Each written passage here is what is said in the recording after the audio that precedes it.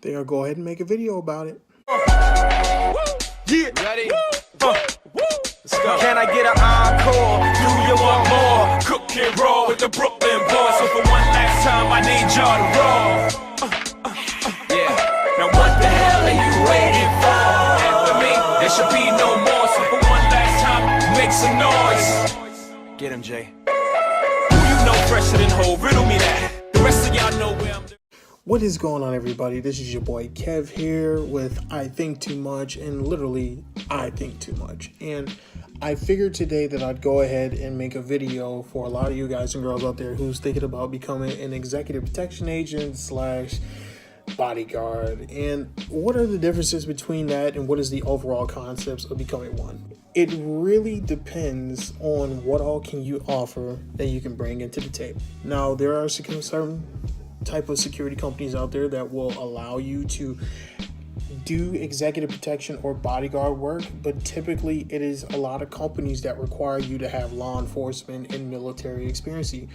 I can be the first person to tell you the only military training that I have was the training that I had when I was trying to become an officer in the Army, which was as a cadet. Okay, I'm not a DD-214 veteran, but at the same time I was able to present and bring something to the table. Being a cadet, it gave you a lot of certain type of skill sets that was kind of given to you from the United States Army. Most people don't actually know that training that is given to you from the Army is still valuable training, and it is still some of the best training that you will ever have throughout your entire time trying to pursue becoming an officer in the military. So those skills that I wind up having, I didn't let them fade. I continued them up all the way up until the point that I got into the security field. Now, it was very beneficial because it showed a little bit something that I have something to offer to the tables, you know what I mean? Or not to the tables, but just something to offer, period. So not only does that help out, but even if you don't have that, I know plenty of guys who've gotten to become executive protection agents without either military or law enforcement training. To those of you who do not have the training, do not worry about it, but at the same time, invest into yourself, which is number one. If you want to become an executive protection agent, bodyguard, security contractor, that all shows when you invest into yourself. If you do not invest in yourself, which means that your resume kind of looks a little light, it will limit your qualifications towards what it is that you're obligated to do as far as it goes with being a security contractor. Like, for an example, some of these security contracts, whether it is being an executive protection agent or a bodyguard, may request you to have some type of medical training. Whether that is you getting certified from the Red Cross like I am certified in first aid, CPR, AED training, which is defibrillator training in both adult and pediatric care. These are things that are very key and essential when it comes down to protecting your clients, because they want to make sure that they have full care. You know, they don't want to just deal with guys who can pull the trigger and they can pull them behind cover. No, what if they are hit and you have to render first aid onto them? That is something that you do have to think about, okay? Number two, get yourself, in our state of Michigan, we would call it a CPL, which is considered to be a concealed pistol license, or other states will call them a CCW, or some states will actually call them a CHL, which is a concealed handgun license.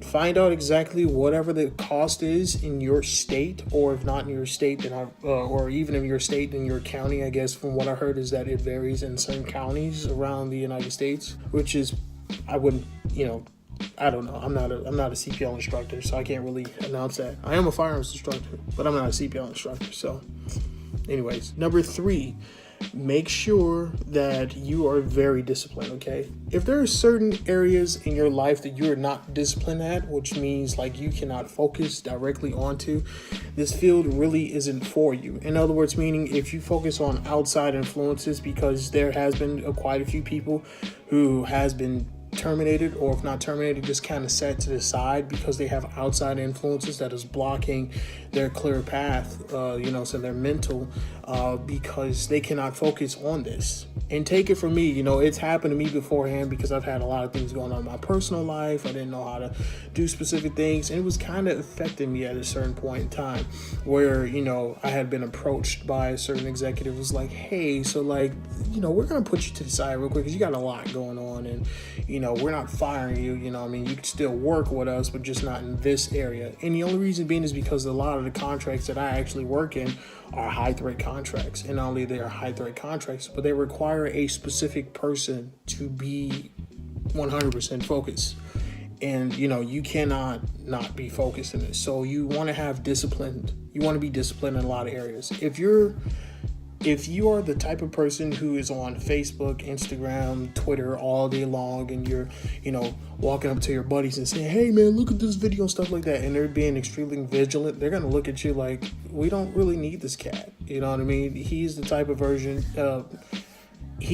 individual that we do not want around, because you got to look around you. This is a high threat situation. You need to be vigilant in a lot of areas. If you want to look at your phone, then that's fine. Wait till lunchtime. Wait till the time when you can actually sit down and share the stuff. But you have to be focused. It's different if you crack a little joke every now and again and stuff like that, which is actually pretty good.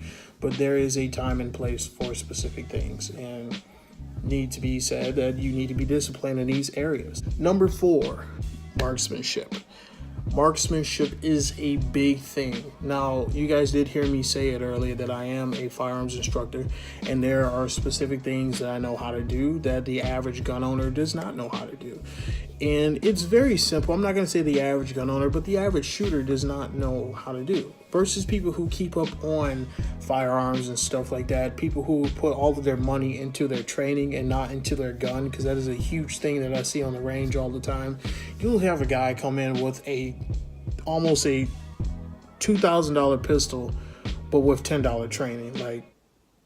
That gets you nowhere, and especially in this field, because if I'm getting ready to draw my gun out in a close proximity area when I'm doing a protection detail with somebody, wherever I fire my shots, they need to be perfect. I can't see anybody teacupping and trying to shoot like that. I need people who are thumbs locked forward, who's extending out, who's focusing on that front sight post, who's able to squeeze off great shots, at the edge of their trigger finger, not with their finger further in, and they're just launching shots all the way over to the left and wonder why they're hitting left. Just because you haven't really invested into yourself, and you need to do all of those things.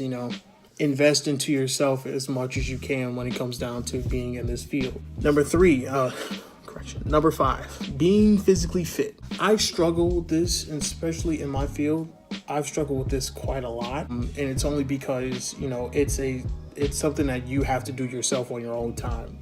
There's plenty of guys in this field that will go to the gym, or some of them set up a gym inside of their apartment complex or in their garage at home and stuff like that, who frequently work out. You know what I mean? Make sure that you diet properly, all of this stuff, because when you get presented with a contract, they want to look at you and be like, wow, this guy, he's physically fit, saying she's physically fit, she can do this, they can do that, the marksmanship is tight, they got all their, they're going to be looking at you, giving you a brief overall of what they're looking for. And then it's kind of like like before you buy a horse, you want to make sure that horse is in good condition before you put it into a race, and to see if it can compete with other horses before it even makes it past that line, before every other horse makes it. Unfortunately, it's like that, but at the same time, it's what you got to do in order to maintain being in this field. You have to make sure that all of these things are squared away, and that you're constantly training and briefing over this stuff, because what you put in is exactly what you'll get out.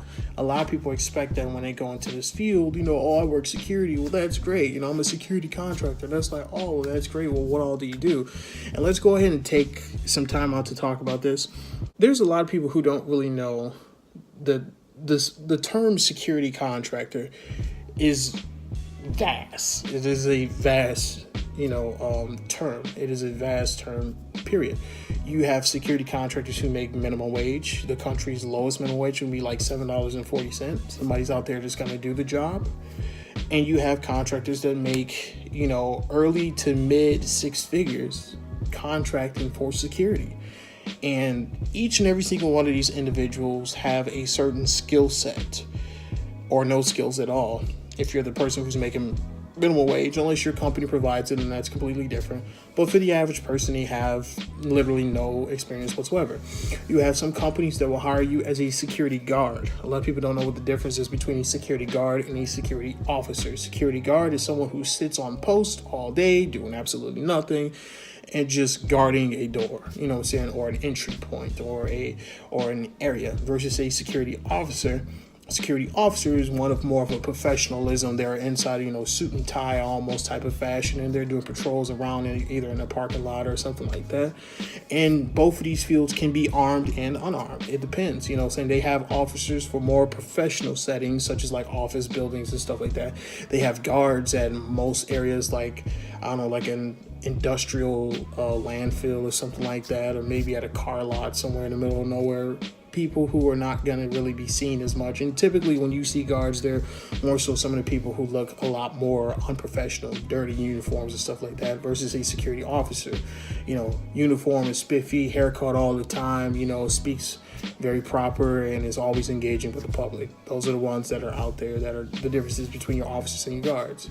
Then you have your loss prevention personnel. Your loss prevention personnel are pretty much the ones who are inside of stores like Kmart's or, a Sears or Best Buy or something like that. They're sitting in the back watching the cameras, and they're either walking around in normal clothing, just making them look like a normal person, putting stuff in their basket, looking at specific items, reading it for way too long. All of those things pretty much. And those guys are pretty much making anywhere between the same wage, but your average LP person, not all of them, but your average LP person is pretty much making about 10 to 12 bucks an hour. And that's pretty unfortunate. Number 3, here's another one that I want you guys to understand, which is very true. Okay. Not every company pays the same. Okay. You will have some areas that will require specific officers to have specific credentials. Whatever you have on your resume, it can also fit your pockets. You have some guards out there that make 10 bucks an hour who only has the company training, which is like maybe a 2 to 3 hour session of all the stuff of what to be mindful of, the little shaded areas of alert, all of that stuff. And then last but not least, you have your executive protection agents / bodyguards. Okay. This can be anywhere from celebrity protection to CEOs and company founders and stuff like that who is worth, a specific net worth of people who are worth, $1.5 million or, anywhere between mid 6 figures earning a year, but they're still in their millions, or even billionaires. You know what I mean? These people require not just bodies that are protecting them, but they require people with specific skill sets who are not really influenced about the outside world, who are not on Facebook all day long and stuff like that, getting into what everybody else is influenced into, politics and all that stuff. They're the ones who are not evolved into that world. They're the ones who are pretty much to themselves and think nothing about the job all day, every day. You will have specific people that you will meet in this field who do have law enforcement and military experience. Some of them may be active or reserved. Some may even take out on leave to do a contract. And that's natural for the security realm. You even have people that are inside of that minimum wage bucket between guard, officer, and LP who have military experience. And a lot of them spend time either in regular infantry, or if not infantry, they've spent time in, law enforcement, or they're probably reservists in law enforcement or the National Guard, Army Reserves, or, whether they're regular street police officers who do it as a secondary job. So, yeah. But hey guys, that is the time that I have for today. Hopefully that video was very informational. If you think that was beneficial, or you think that you can add some things, go ahead and leave a comment down below. Subscribe. I'm going to continue to make more videos out there. I'm also going to make videos of some of the gear that I've made, I guess I could say the gear that I've made, and also some of the gear that I carry with me whenever I'm on a security detail, whenever I'm on a contract, and show you guys just some of the stuff, anywhere from my vest to my rifle to my pistol, all of that stuff. I'm going to make plenty of videos of this. So yeah, please make sure you like, comment, subscribe, share it to a friend. Maybe they're thinking about becoming a security guard, security contractor, and I will dive further into all of these so that people can honestly know what is the differences. And yes, I have not talked about the security contractors that everybody is so used to. I'm going to make that into a separate video because I made this video a little bit lengthier than normal, because now, I don't really know. It shows 15 minutes on the camera, but I still got to edit everything out. So anyways, you guys take it easy. Peace.